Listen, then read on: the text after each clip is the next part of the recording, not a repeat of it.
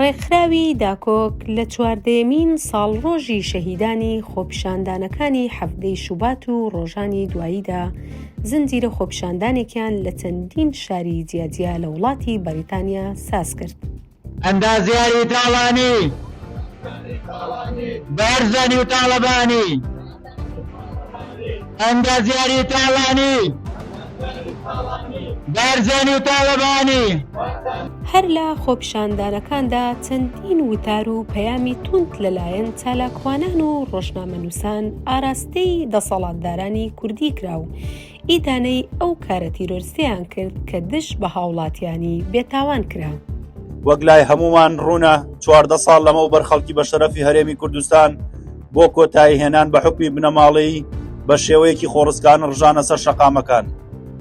دەمەوێت لەم ڕۆژەدا ئەوەتان وەبیر بێنمەوە کە 14 ساڵ لەمەوبەر و لە ڕۆژێکی وەک ئەمڕۆدا کۆمەڵێک گەنجی خوێنگەرمی خێر لە خۆنەدی و لە سایەی دەسەڵاتێکی ستەمکاری گەندەڵدا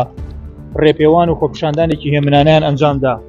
خۆپیشاندانێک بۆ داواکردنی مافەڕەوەکانیان. ئەفدەی خوێناوی باسی مێژووی وڵاتێک ئەکەین کە پڕێتی لە قوربانیدان، یادی ڕۆژێک دەکەینەوە کە تڵپەی دەنگی ناڕازی زەمینی دەسەڵاتی زاڵمی هەژان.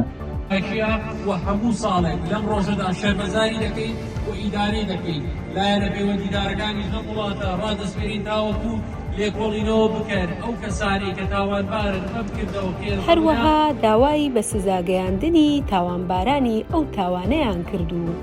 چیتر لەژێر سێبەری حکوومەتی پارتی و یەکێتیدا تاوانباران داڵدە نەدرێن و ڕادەستی یاسا بکرێن.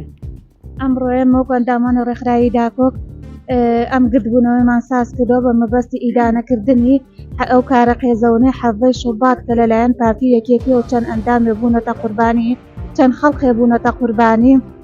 بە توندی ئیدانەی ئەو کارە قێزەونەی یەکێتی پارتیەکەین بەداخەوە پارتی یەکێتی کە ئەم دەقەیەش گوێی خۆیان لێ خەواند و هیچ خۆیان بە بەرپرس نەزانیوە.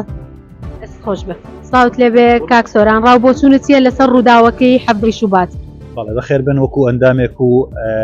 چالاکوانێک لە ڕێکخراوی داکۆک بە خێراتنی هەموو لایەکەین و دەستخۆشی نەمە هاتوینە ڕۆژی هەفتەی شوبات یاد دەکەینەوە کەەوە ئەو ڕۆژە نەگری سەر ڕەشە کەوا چەند هاوڵاتیی هەرێمی کوردستان بە دەسەر ڕەشەکانی بە پیشەکی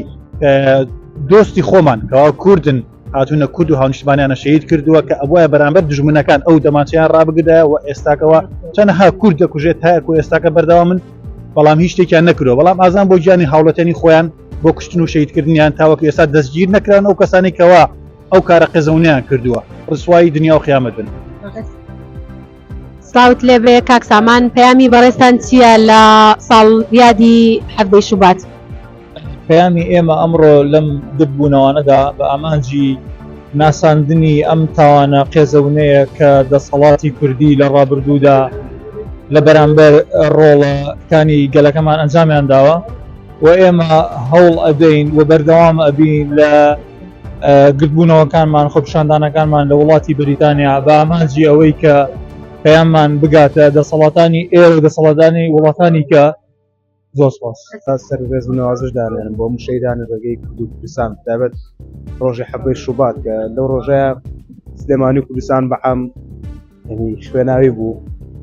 خەڵک هاتە سەر شەقام، خەڵک ژایە سەر جادە بۆ داواکردنی مافە سەرەتایەکانی خۆی، بەڵام حکوومەت بە پێچەوانەوە بە فیشەک و بە بدولەی فەنگ وەڵامیانەوە و کۆمەڵی خەڵکی شەهید کرد. بەداخەوە ئێمە ئێستاش ومێدمان هەیە فشارێک دروستکەین وەکو ڕێکخراوی داکۆک لە وڵاتی بریتانیا و هەموو چالاکوانان ئەندامان فشارێک دروستکەین بۆ ئەوەی کە حکوومەت و کە ئەو کەسە کەرانی تاوانە بەڕاستی بدرێن دادگا و بە مەبەستی یادکردنەوەی شەهیدانی هەفتەی شوبات کە بە دەستێکی نەگریسی ڕەش کە کۆمەڵێک گەنجی هاوڵاتیانی کوردستان کە هەستان بەوەی داوای مافی خۆیان کرد لەلایەن یەکێتی و پارتیەوە شەهید کران و ئەو ڕۆژە قەت لە یادکردنەوەی قەت لە بیری ئێمە ناچێت بەڕاستی. ئەمڕۆ بۆ یەک کۆبووینەتەوە کە ئەمانەوێت پەیامی خۆمان بگەینین بە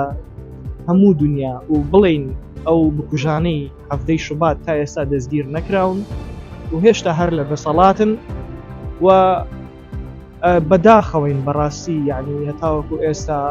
ئەو پەیامە ئێمە هەموو هەوڵێکی خۆمانە دەین ئەو پەیامە بگەێنین بە هەموو دنیا و بەردەوامە بین. سڵاوت لەبێ بەڕێزم پەیامت چییە لەو گربوونەوەی ئەمڕۆدا؟ هەرتا بە خێراتنی کەناڵەکەتان دەکەین بۆ کاردیف